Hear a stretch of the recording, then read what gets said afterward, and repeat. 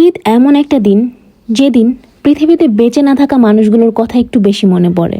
এবার ঈদে একটু ঘুরতে গিয়েছিলাম, যেটা আমাদের নেওয়া একটা ভুল ডিসিশন ছিল এই গরমের মধ্যে। তবে গরম হোক বা ঠান্ডা, ঈদের দিন কিন্তু খাওয়া দাওয়া মিস করা যাবে না, প্রচুর খেতে হবে। হ্যালো এভরিওয়ান, আসসালামু আলাইকুম। আমিও ফাইনালি ঈদের ব্লগ নিয়ে চলে আসলাম। তোমরা জানো যে বরাবরের মতো আমি সবসময় লেট করে ভিডিও আপলোড করি, কারণ আমি হচ্ছে প্রচুর পরিমাণে অলস। লাস্ট আমি গ্রামে ঈদ করেছিলাম 2023-এ। সো এবার হুট করে প্ল্যান হয় যে এবারের ঈদটা আমরা গ্রামেই করব। যদিও আমার আসার কোনো ইচ্ছাই ছিল না, আমার আব্বুর খুশির জন্য আমি আসছি। কজ গ্রামে আসলে আমার আম্মুর কথা একটু বেশি মনে পড়ে, কারণ আগে যখন গ্রামে ঈদের আগে আসতাম তখন অনেক বেশি এক্সাইটেড থাকতাম আব্বু আম্মুর সাথে ঈদ করবো তাই। কিন্তু এখন সেই ব্যাপারটা নাই। জীবন থেকে মানুষকে হারাতে হারাতে এমন একটা অবস্থায় চলে আসছি যে সবকিছু থেকে দূরে থাকতে আমার ভালো লাগে। তো যাই হোক, ঈদের দিন কিন্তু সকালটা আমার শুরু হয় চা দিয়ে, আর এরপরে আমি বসে গেছি ভুনা সামাই খেতে। আর সব সামাইয়ের মধ্যে ভুনা সামাইটি আমার বেশি পছন্দের, আর আমি শুধু এটাই খাই। কিছুক্ষণ পরে আব্বু নামাজ থেকে চলে আসছে, আর এই যে আমাকে সালামি দিচ্ছে। সে সারা জীবন তাকে সালাম না করলে সালামি দেয় না, বাট এইবার আমাকে দিয়েছে। কিন্তু শর্ত ছিল আমি রেডি হওয়ার পরে যেন তাকে সালাম করি। এরপর আমি একটু টমেটো সালাদ বানাচ্ছিলাম আব্বুর জন্য। আব্বু আবার টমেটো সালাদ ছাড়া অন্য কোনো সালাদ খায় না। আর সাথে কিন্তু ছিল গরুর মাংস দিয়ে ভুনা খিচুড়ি। খিচুড়িটা অনেক মজা হয়েছিল, যদিও আমার তেমন একটা পছন্দ না, বাট আমি খাই। এদিকে শাওয়ার টাওয়ার নিয়ে আমিও কিন্তু খেতে বসে পড়েছি। আর এরকম ভুনা খিচুড়ির সাথে যদি থাকে বোম্বা মরিচের অথবা কোনো আমের আচার, তাহলে তো কোনো কথাই নেই, পুরো জমে যাবে। আমি কিন্তু পেট টেট ভরে একদম খেয়ে নিয়েছি, আর এখন আমি রেডি হয়ে যাব।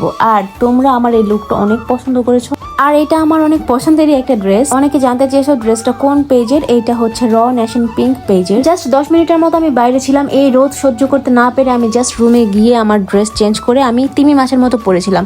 এরপরে বিকালে ভাবলাম এভাবে তিমি মাছের মতো পরে থাকলে আমার ঈদটা নষ্ট হবে। এরপরে বাচ্চা কাচ্চাদের নিয়ে আমরা চলে যাই একটু ঘোরাফেরা করতে, আর আমাদের উদ্দেশ্য ছিল আমরা একটু ফুচকা টুচকা খাবো।